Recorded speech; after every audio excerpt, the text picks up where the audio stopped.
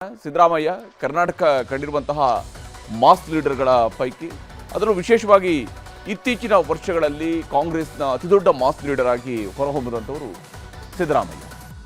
ಸಮಾಜವಾದದ ಪ್ರತಿಪಾದಕರಾಗಿದ್ದು ಸಾಮಾಜಿಕ ನ್ಯಾಯಕ್ಕಾಗಿ ಶ್ರಮಿಸಿದಂಥವರು.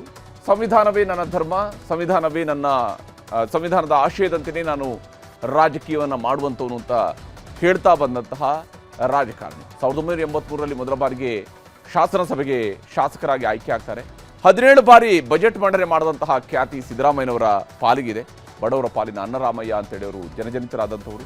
2 ಅವಧಿ ಸೇರಿ ಒಟ್ಟು 8 ವರ್ಷ 8 ದಿನಗಳ ಆಡಳಿತಕ್ಕೆ ಪೂರ್ಣ ವಿರಾಮ ಬಿದ್ದಿದೆ. ಇವತ್ತು ಸಿಎಂ ಸ್ಥಾನಕ್ಕೆ ರಾಜೀನಾಮೆ ನೀಡುವ ಮೂಲಕ ಅವರು ತಮ್ಮ ಅಧಿಕಾರದಿಂದ ನಿರ್ಗಮಿಸಿದ್ದಾರೆ.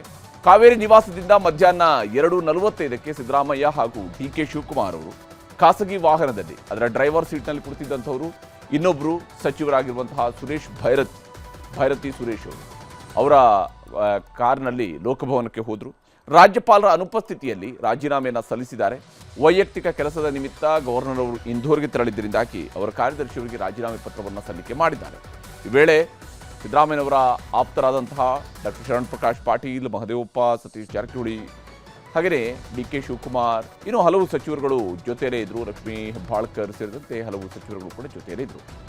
ಲೋಕಭವನಕ್ಕೆ ತೆರಳಿ ರಾಜೀನಾಮೆ ನೀಡಿದ ಬಳಿಕ ಗೃಹ ಕಚೇರಿ ಕೃಷ್ಣಾಗೆ ಆಗಮಿಸಿದಂತಹ ಸಿದ್ದರಾಮಯ್ಯನವರು ತಮ್ಮ ರಾಜಕೀಯ ಬದುಕನ್ನು ಮಾಧ್ಯಮಗಳೆದುರು ತೆರೆದಿಟ್ಟರು. ರಾಜೀನಾಮೆಯ ನಿರ್ಧಾರ, ಉದ್ದೇಶ, ಮುಂದಿನ ನಡೆ ಸೇರಿದಂತೆ ಎಲ್ಲದರ ಬಗ್ಗೆಯೂ ಕೂಡ ಬಹಳ ವಿವರವಾಗಿ ವಿಚಾರಗಳನ್ನು ಹಂಚಿಕೊಂಡ್ರು. ಒಂದು ಬದಿಯಲ್ಲಿ ಡಿ.ಸಿ.ಎಂ ಡಿ.ಕೆ. ಶಿವಕುಮಾರ್ ಅವರು ಕುಳಿತಿದ್ರು, ಮತ್ತೊಂದು ಬದಿಯಲ್ಲಿ ಡಾಕ್ಟರ್ ಜಿ. ಪರಮೇಶ್ವರ್ ಅವರನ್ನು ಕೂರಿಸಿಕೊಂಡೇ ಸುದ್ದಿಗೋಷ್ಠಿಯನ್ನು ನಡೆಸಿದರು. ಸಿದ್ದರಾಮಯ್ಯನವರ ವಿದಾಯದ ಮಾತುಗಳು ಏನೇನಿದ್ವು ಅನ್ನೋದನ್ನು ನೋಡ್ತಾ ಹೋದರೆ, ನನ್ನ ರಾಜೀನಾಮೆ ನಿರ್ಧಾರ ಇದು ಸ್ವಯಂ ಪ್ರೇರಿತವಾದದ್ದು ಅನ್ನುವಂತಹ ಮಾತುಗಳನ್ನು ಸಿದ್ದರಾಮಯ್ಯನವರು ಹೇಳಿಕೊಂಡಿದ್ದಾರೆ. ಮಾತಿಗೆ ತಪ್ಪಿಕೊಳ್ಳುವಂತಹ ಕೆಲಸವನ್ನು ನಾನು ಮಾಡಿಲ್ಲ, ಆ ತೃಪ್ತಿ ನನಗೆ ಇದೆ ಅನ್ನುವಂಥದ್ದನ್ನು ಸಿದ್ದರಾಮಯ್ಯನವರು ಪ್ರಸ್ತಾಪ ಮಾಡಿದ್ದಾರೆ. ಮುಂದಿನ ಮುಖ್ಯಮಂತ್ರಿಯ ಬಗ್ಗೆ ಕಾಂಗ್ರೆಸ್ನ ಶಾಸಕಾಂಗ ಪಕ್ಷ ಸಭೆ ನಿರ್ಧಾರವನ್ನು ತೆಗೆದುಕೊಳ್ಳುತ್ತೆ, ಹೈಕಮಾಂಡ್ ಅದರ ಬಗ್ಗೆ ನಿರ್ಧಾರವನ್ನು ಕೈಗೊಳ್ಳುತ್ತೆ ಅಂತ ಹೇಳಿದ್ದಾರೆ. ಹಾಗೆಯೇ ನನಗೆ ಹೈಕಮಾಂಡ್ನವರು ರಾಜ್ಯಸಭೆಯ ಆಫರನ್ನು ಕೊಟ್ಟಿದ್ದರು, ಆದರೆ ಅದನ್ನು ಬಹಳ ನಯವಾಗಿ ನಾನು ತಿರಸ್ಕರಿಸಿದ್ದೇನೆ. ನಾನು ರಾಷ್ಟ್ರ ರಾಜಕಾರಣಕ್ಕೆ ಹೋಗುವುದಿಲ್ಲ, ರಾಜ್ಯದಲ್ಲಿ ಇರ್ತೇನೆ ಅಂತ ಹೇಳಿದೆ. ಇನ್ನು ತಮ್ಮ 17 ಬಾರಿಯ ಬಜೆಟ್ನ ಅನುಭವಗಳನ್ನು ಕೂಡ ಒಂದು ರೀತಿಯಿಂದ ರಿಪೋರ್ಟ್ ರೀತಿಯಲ್ಲಿ ಕರ್ನಾಟಕದ ಜನರ ಮುಂದೆ ಹೇಳಿದ್ದಾರೆ. ವಿತ್ತೀಯ ಕೊರತೆಯ ಕಾಯ್ದೆಯ ನಿಯಮವನ್ನು ಮೀರಿ ನಾವು ಸಾಲವನ್ನು ಮಾಡಿಲ್ಲ. ಗ್ಯಾರಂಟಿಗಳಿಂದ ರಾಜ್ಯದ ತಲಾ ಆದಾಯ ಹೆಚ್ಚಳ ಆಗಿದೆ, ಜನರ ತಲಾ ಆದಾಯ ಹೆಚ್ಚಳ ಆಗಿದೆ. 2 ಅವಧಿಗಳಲ್ಲೂ ಕೂಡ ನಾವು ಕಾಂಗ್ರೆಸ್ ಪಕ್ಷವಾಗಿ ಚುನಾವಣೆಗೆ ಪೂರ್ವದಲ್ಲಿ ಕೊಟ್ಟಂತಹ ಭರವಸೆಗಳನ್ನು ಈಡೇರಿಸಿದ್ದೇವೆ, ಆ ತೃಪ್ತಿ ನನಗಿದೆ. ರಾಜಕಾರಣಕ್ಕೆ ಬಂದ ದಿನದಿಂದಲೂ ಕೂಡ ಬುದ್ಧ, ಬಸವ, ಅಂಬೇಡ್ಕರ್, ಗಾಂಧೀಜಿಯವರ ವಿಚಾರಗಳೇ ನನಗೆ ಆದರ್ಶವಾಗಿದ್ವು.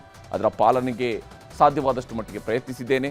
ನಂಬಿಕೊಂಡ ಮೌಲ್ಯಗಳ ಜೊತೆಗೆ ಯಾವತ್ತೂ ಕೂಡ ರಾಜಿ ಮಾಡಿಕೊಂಡಿಲ್ಲ, ಸೈದ್ಧಾಂತಿಕವಾದಂತಹ ರಾಜಿ ಮಾಡಿಕೊಳ್ಳೋದಿಲ್ಲ ಅನ್ನುವಂತಹ ಮಾತನ್ನು ಪುನರುಚ್ಚರಿಸಿದ್ದಾರೆ. ಅಷ್ಟೇ ಕೊನೆ ಉಸಿರಿರೋವರೆಗೂ ಕೂಡ ಕೋಮು ಶಕ್ತಿಗಳ ವಿರುದ್ಧ ನನ್ನ ಹೋರಾಟ ಇದ್ದೇ ಇರುತ್ತೆ ಅಂತೇಳಿ ಸಿದ್ದರಾಮಯ್ಯನವರು ಹೇಳಿದ್ದಾರೆ. ನಾನು ಮುಖ್ಯಮಂತ್ರಿ ಸ್ಥಾನಕ್ಕೆ ರಾಜ್ಯಪಾಲರ ಭವನದಲ್ಲಿ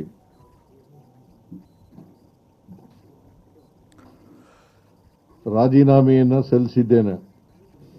ಹೈಕಮಾಂಡ್ನವರು ಯಾವಾಗ ಸೂಚಿಸ್ತಾರೆ ಆವಾಗ ರಾಜೀನಾಮೆಯನ್ನು ಕೊಡ್ತೇನೆ ಅಂತ ಹೇಳಿದ್ದೆ. ಅದರ ಪ್ರಕಾರ ಮೊನ್ನೆ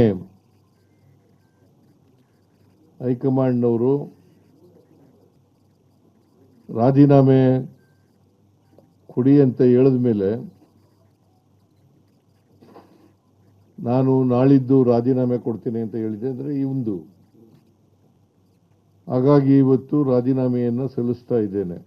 ನಾನು ಮೊದಲಿಂದ ಹೇಳ್ತಾ ಇದ್ನಲ್ಲ, ಹೈಕಮಾಂಡ್ನವರು ಯಾವಾಗ ಹೇಳ್ತಾರೆ ಆವಾಗ ಕೊಡ್ತೀನಿ ಅಂತ ಹೇಳಿದ್ದೆ. ಒತ್ತಡ ಏನಾಗ್ತದೆ? ನಾನೇ ಸ್ವಯಂ ಪ್ರೇರಿತನಾಗಿ ಅವ್ರು ಹೇಳಿದ ತಕ್ಷಣ ಕೊಟ್ಟಿದ್ದೇನೆ. What ever Legislative party takes a decision, High Command takes a decision, he will be the chief minister. ಇನ್ನು ಸಿದ್ದರಾಮಯ್ಯನವರು ಮುಖ್ಯಮಂತ್ರಿ ಸ್ಥಾನಕ್ಕೆ ರಾಜೀನಾಮೆ ನೀಡಿದ ಬಳಿಕ ಮುಂದೇನು ಅನ್ನುವಂತಹ ಪ್ರಶ್ನೆ ಎಲ್ಲರೂ ಕೂಡ ಇದ್ದೇ ಇತ್ತು. ರಾಷ್ಟ್ರ ರಾಜಕಾರಣಕ್ಕೆ ಅವರೇನಾದರೂ ಹೋಗಬಹುದಾ ಅಥವಾ ಬೇರೆ ಯಾವುದಾದ್ರೂ ಹುದ್ದೆಗಳನ್ನು ಅವರು ಸ್ವೀಕರಿಸ್ತಾರಾ ಅನ್ನುವಂತಹ ಪ್ರಶ್ನೆಗಳು ಮೂಡಿದ್ವು. ಎಲ್ಲ ಪ್ರಶ್ನೆಗಳಿಗೂ ಕೂಡ ಸಿದ್ದರಾಮಯ್ಯನವರು ಇವತ್ತು ಸುದ್ದಿಗೋಷ್ಠಿಯಲ್ಲೇ ಸ್ಪಷ್ಟನೆಯನ್ನ ನೀಡಿನೇ ದೆಹಲಿಗೆ ಹೋಗಿದ್ದಾರೆ. ಸಂವಿಧಾನಕ್ಕೆ ಯಾರೇ ಧಕ್ಕೆ ತಂದರೂ ಕೂಡ ಅದರ ವಿರುದ್ಧ, ಕೋಮುವಾದಿ ಶಕ್ತಿಗಳ ವಿರುದ್ಧ ಮತ್ತೆ ಜನರ ಸಮಾನತೆಗಾಗಿ, ಸಮಾನ ಅವಕಾಶಗಳಿಗಾಗಿ ಹೋರಾಟ ಮಾಡ್ತೇನೆ ಅಂತಕ್ಕಂಥ ಮಾತುಗಳನ್ನು ಈ ರಾಜ್ಯದ ಜನತೆಗೆ ವಿನಮ್ರವಾಗಿ ಹೇಳಲಿಕ್ಕೆ ಬಯಸ್ತೀನಿ. ಹೈಕಮಾಂಡ್ ಅವರು ನನಗೆ ರಾಜ್ಯಸಭಾಕ್ಕೆ ಹೋಗಿ ಅಂತ ಹೇಳಿದ್ರು. ನಾನು ಬಹಳ ವಿನಮ್ರವಾಗಿ ಆಗಲ್ಲ ಅಂತ ಹೇಳಿದೆ. ನಾನು ರಾಷ್ಟ್ರ ರಾಜಕಾರಣದಲ್ಲಿ ನನಗೆ ಆಸಕ್ತಿ ಇಲ್ಲ, ರಾಜ್ಯ ರಾಜಕಾರಣದಲ್ಲೇ ಇರ್ತೀನಿ ಅಂತ ಹೇಳಿದ್ದೀನಿ. ನನಗೆ ಇನ್ನ ಜನ ಆಯ್ಕೆ ಮಾಡಿರೋದು ನನಗೆ 5 ವರ್ಷಕ್ಕೆ ಇನ್ನೂ 2 ವರ್ಷ ಇದೆ. ಅಲ್ಲಿವರೆಗೆ ಕರ್ನಾಟಕದ ಜನರಿಗೆ, ಜನಗಳ ಪರವಾಗಿ ಮತ್ತು ನಮ್ಮ ಕ್ಷೇತ್ರದ ಜನಗಳ ಪರವಾಗಿ ರಾಜ್ಕುಮಾರ್ ಅವರು ಅಭಿಮಾನಿ ದೇವರು ಅಂತ ಕರೀತಾ ಇದ್ದರು. ನಾನು ರಾಜಕಾರಣಿ, ನಾನು ಸಂವಿಧಾನನೇ ನಮ್ಮ ಧರ್ಮ ಅಂತ ತಿಳ್ಕೊಂಡಿರ್ತಕ್ಕಂಥವನು. ಮತದಾರರೇ ನಮ್ಮ ಅಭಿಮಾನಿ ದೇವರು. ನಾನು ಹಳ್ಳಿಗಾಡಿನಿಂದ ಬಂದಂಥವನು. ನಾನು ಮುಂದೊಂದು ದಿನ ಶಾಸಕನಾಗ್ತೇನೆ, ಮಂತ್ರಿ ಆಗ್ತೇನೆ, ಮುಖ್ಯಮಂತ್ರಿ ಆಗ್ತೇನೆ, ವಿರೋಧ ಪಕ್ಷದ ನಾಯಕನಾಗ್ತೇನೆ ಅಂತಕ್ಕಂಥ ಕನಸು ಕಂಡಿರಲಿಲ್ಲ.